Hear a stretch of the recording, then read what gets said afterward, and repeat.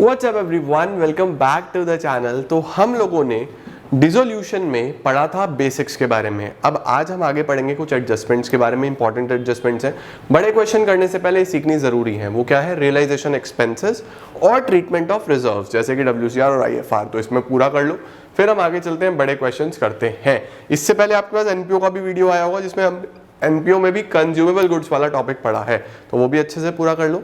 दोनों टॉपिक्स आपके दोनों चैप्टर साथ साथ चलते रहेंगे। चलिए लेट्स बिगिन।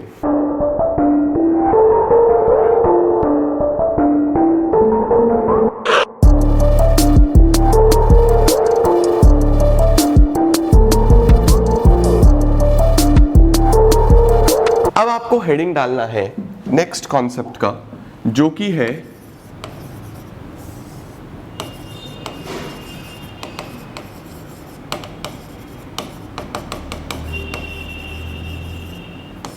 Realisation expenses. इन्हें हम क्या बोलते हैं? इन्हें हम बोलते हैं रियलाइजेशन एक्सपेंसेस। रियलाइजेशन एक्सपेंसेस का मतलब कि कई बार क्या होता है, जब हम फर्म को क्लोज कर रहे होते हैं तो रियलाइज कराने पे खर्चे आते हैं। कि आप जब बुक्स को क्लोज कर रहे हो, आपको एसेट्स बेचने हैं, लाइबिलिटीज पेड ऑफ करनी है, तो उस पे एक्सपेंसेस आते हैं। तो वो एक्सपेंसेस का क्या ट्रीटमेंट है, वो एक्सपेंसेस कैसे करने हैं? तो बेटा जी उसके अंदर ना 4 केसेस बनते हैं जो आपको काफी परेशान करते हैं, बट बहुत सिंपल तरीके से आप कर सकते हो। ठीक है, रियलाइजेशन एक्सपेंसेस को क्या करना है आपको याद रखो कि सबसे पहले आपको ये देखना है कि रियलाइजेशन एक्सपेंसेस बॉर्न कौन कर रहा है। बॉर्न कौन कर रहा है से क्या मतलब है सर? बॉर्न कौन कर रहा है से मतलब है कि वो खर्चा है किसका। ठीक है, 2 केसेस में बनते हैं, या तो वो खर्चा होगा फर्म का या वो खर्चा होगा पार्टनर का।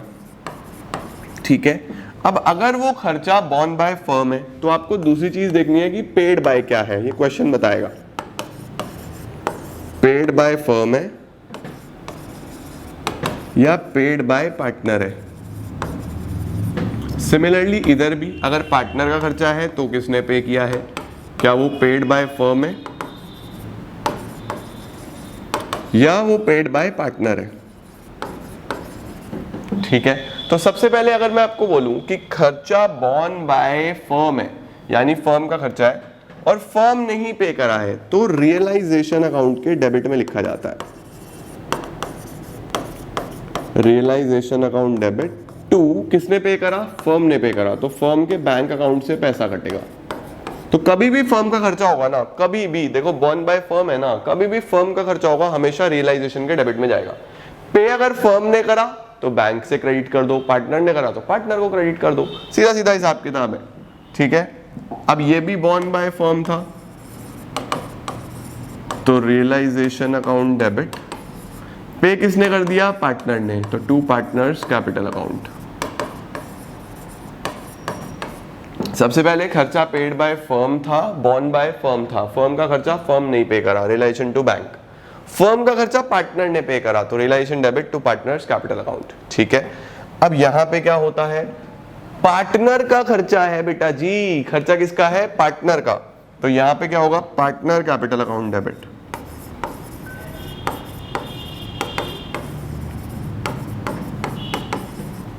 Partners capital account debit to bank account, क्योंकि पे किसने करा है? फर्म ने पे करा है। Partners capital account debit to bank account. और अगर पार्टनर का खर्चा पार्टनर ने ही पे करा, खर्चा भी पार्टनर का है, पार्टनर नहीं पे करा, तो भाई फर्म को क्या मतलब है उससे? फर्म को कोई मतलब नहीं है। उस केस में हम कोई भी एंट्री पास नहीं करते, यहां कोई भी एंट्री पास नहीं होती। तो याद रखो रियलाइजेशन एक्सपेंसेस में अगर बॉर्न बाय फर्म है, फर्म का खर्चा है, फर्म दे रही है, तो एंट्री क्या बनेगी? Realisation debit to bank. Firm का खर्चा पार्टनर ने दिया तो realisation to partner capital account. ठीक है, पार्टनर का खर्चा partner capital debit to bank, क्योंकि फर्म ने पे किया था। पार्टनर का खर्चा पार्टनर ने पे किया तो there will be no entry. आपको ये पता होना चाहिए सबसे पहले। ठीक है जी, होपफुली आपको ये क्लियर होगा।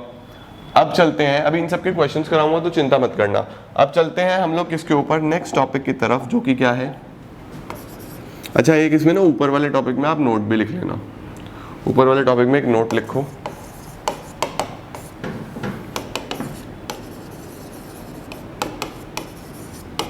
If nothing is given in question, कई बार क्या होता है, क्वेश्चन बिल्कुल साइलेंट होता है, क्वेश्चन में पता ही नहीं होता, बस ये लिखा होता है रियलाइजेशन एक्सपेंसेस 10,000, बस बाकी पता ही नहीं। तो अगर कुछ भी गिवन नहीं है, if nothing is given in question, always assume that expenses are borne and paid by the firm। हमेशा याद रखना, अगर कुछ भी गिवन नहीं हो तो ऑलवेज अज्यूम कि बॉर्न बाय भी फर्म होगा और पेड बाय भी फर्म होगा, यानी फर्म का खर्चा और फर्म ही दे रही है। ठीक है, ओके सर। नेक्स्ट टॉपिक क्या होता है?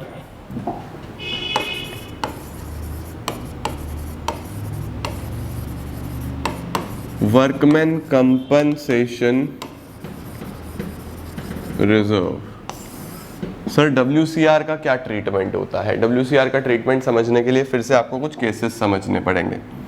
एज्यूम करो कि मेरे पास workman compensation reserve 1 lakh rupees का बना हुआ है। ठीक है, आपके पास वर्कमैन कंपनसेशन रिजर्व कितने का बना हुआ है? 1 लाख रुपए का आपने रिजर्व बनाया हुआ है। अब सबसे पहला केस आता है, केस 1, नो क्लेम। वर्कर ने कोई क्लेम ही नहीं मांगा, कोई क्लेम करा ही नहीं। तो अगर कोई क्लेम नहीं करा तो आप पूरा का पूरा रिजर्व पार्टनर्स में डिस्ट्रीब्यूट कर देंगे। WCR debit to partners capital account, जैसे आपने पिछले चैप्टर्स में भी करा है। WCR debit to partners capital account, ये आपने प्रीवियस चैप्टर्स में भी करा है कि WCR इतने का है, कोई क्लेम नहीं है, कोई क्लेम नहीं है, तो इस तरीके से काम कर लो। दूसरा कौन सा आता है? Case number 2, if there is a claim of rupees 50,000, suppose claim 50,000 rupees का है। अब यहां पे याद रखना, अगर क्लेम 50 का है तो आपको क्या करना है, ध्यान से सुनो। सबसे पहले तो जो 50 है वो डिस्ट्रीब्यूट कर दो। देखो 1 लाख में से 50 का क्लेम है ना, बाकी 50 डिस्ट्रीब्यूट कर दो। WCR debit to partners capital account 50,000। अब ये जो 50 का क्लेम है, इसका क्या करना है? ये क्लेम पहले आपको रियलाइजेशन के क्रेडिट में उतारना है एज अ नॉर्मल लाइबिलिटी। हम लाइबिलिटी सारी रियलाइजेशन के क्रेडिट में उतारते हैं ना, तो आपको ये जो क्लेम है पहले आपको रियलाइजेशन के क्रेडिट में उतारना है। उसको क्या बोलोगे? WCR debit to realisation. ठीक है, 50,000 उतार दिया। अब आप इसको एज अ नॉर्मल लाइबिलिटी पे कर दोगे। उसकी एंट्री क्या होगी? रियलाइजेशन के डेबिट से होगा, रियलाइजेशन डेबिट टू बैंक। ये है सीधा सीधा स्ट्रक्चर। सबसे पहले WCR टू पार्टनर्स कैपिटल जो बांटने वाला था वो बांट दो, फिर आप रियलाइजेशन में ट्रांसफर करो। WCR to realisation, realisation debit to bank. ठीक है, चलता हूं मैं तीसरे की तरफ। Number 3, third case, case number 3, if there is a claim of rupees 1 lakh. अगर आपके पास क्लेम हो कितने रुपए का? 1 लाख रुपए का क्लेम हो। 1 लाख का रिजर्व है, 1 लाख का क्लेम है, तो पार्टनर के पास बांटने के लिए तो कुछ भी नहीं है। There is nothing to distribute between the partners. अब अगर डिस्ट्रीब्यूट नहीं करना तो हम क्या करेंगे? WCR डेबिट टू रियलाइजेशन, पहले जितना भी पे करना है वो रियलाइजेशन के क्रेडिट में उतारो। सब जगह अकाउंट प्लीज लगा देना। ठीक है, और उसके बाद क्या करोगे? पे कर दो बस। Realisation account debit to bank.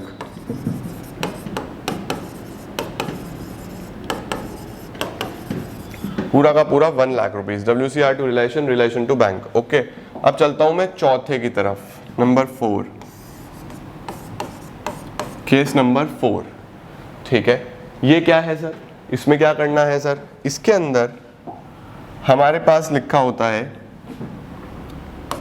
If there is a claim of rupees 150।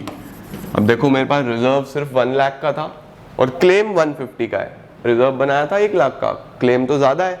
तो सबसे पहले तो आप वो जो रिजर्व है उसे रियलाइजेशन के क्रेडिट में उतारो। तो क्या एंट्री बनेगी, WCR डेबिट टू रियलाइजेशन। आपके पास रिजर्व सिर्फ 1 लाख का है, ये याद रखना, रिजर्व मात्र कितना है 1 लाख रुपए का। और आप अगली एंट्री क्या करोगे, realisation debit to bank 150 relation debit to bank 150, WCR to relation 1 lakh, relation debit to bank 150। आपको ऐसे पे करना है, जितना रिजर्व है वो उधर ले आओ, पे करो 150 से। सर वो जो 50 एक्स्ट्रा है वो अपने आप ही एडजस्ट हो जाएगा आपके पास रियलाइजेशन अकाउंट में। जब आप लास्ट में रियलाइजेशन का प्रॉफिट या लॉस निकालेंगे तो वहां पे वो एडजस्ट हो जाएगा। ठीक है, 4 केस तो ये हो गए, ये आपको पता होने चाहिए। इसके बाद लास्ट केस होता है, एक केस और होता है, case number 5। Case number 5, if there is no reserve, आपके पास WCR नहीं है और क्लेम है ₹50,000 का, सीधा सीधा हिसाब किताब, मतलब कि रिजर्व है ही नहीं, WCR है ही नहीं, बस क्लेम है 50,000 का। तो इस केस में क्या करना है, इस केस में आपको एज अ अनरिकॉर्डेड लाइबिलिटीज को सीधा पे कर देना है, स्ट्रेट फॉरवर्ड इसको पे कर दो। पे करने की एंट्री क्या होती है, realisation account debit to bank.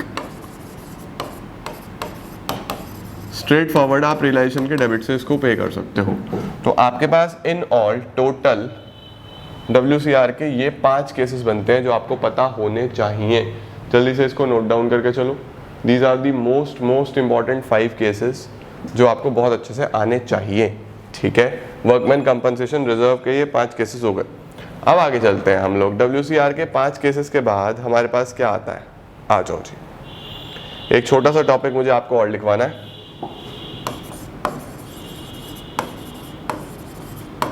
Treatment of investment fluctuation reserve. Investment fluctuation reserve का क्या करना है। ठीक है सर, इन्वेस्टमेंट फ्लक्चुएशन रिजर्व के 2 केसेस हैं, आपको पता होना चाहिए।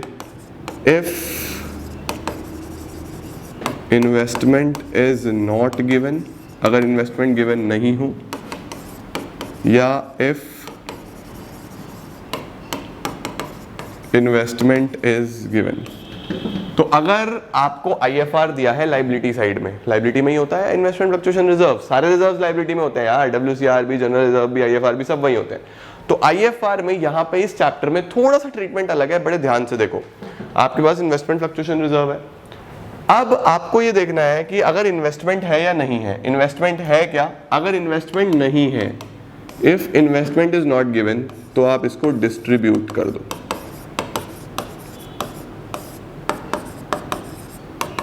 IFR debit to partners capital account. Suppose 3 partner हैं, तो to A, to B, to C। To A is capital account, to B is capital account, to C is capital account. आप सीधा सीधा पे करो। ठीक है, लेकिन अगर इन्वेस्टमेंट है, if investment is given, investment है, तो फिर क्या करना है,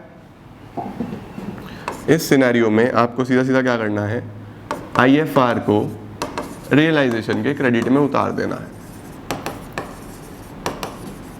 बस सिर्फ क्रेडिट साइड में उतार के छोड़ दो, आपको कोई डिस्ट्रीब्यूशन नहीं करना, कोई पेमेंट नहीं करना, इसको as a normal liability treat करके क्रेडिट में उतार दो। ठीक है, इस प्रकार से आपके पास ये सारी चीजें हो जाती हैं। ओके, तो ट्रीटमेंट ऑफ IFR में अगर इन्वेस्टमेंट नहीं है तो बांट दो, IFR debit to A, to B, to C। Investment है तो क्रेडिट में उतार दो। ये जब लास्ट में रियलाइजेशन का प्रॉफिट निकलता है तो वहाँ एडजस्ट हो जाएगा, चिंता मत करना, ये भी कैपिटल में ही जाएगा, लेकिन बस तरीका अलग है दिखाने का। तो ये आपके पास ट्रीटमेंट ऑफ IFR हो गया जो मैंने आपको बताया। इससे पहले हमने ये WCR का ट्रीटमेंट देखा पूरा का पूरा, ये आपको सारी एंट्रीज पता होनी चाहिए। इससे पहले हम लोगों ने ये रियलाइजेशन एक्सपेंसेस देख लिए सारे के सारे।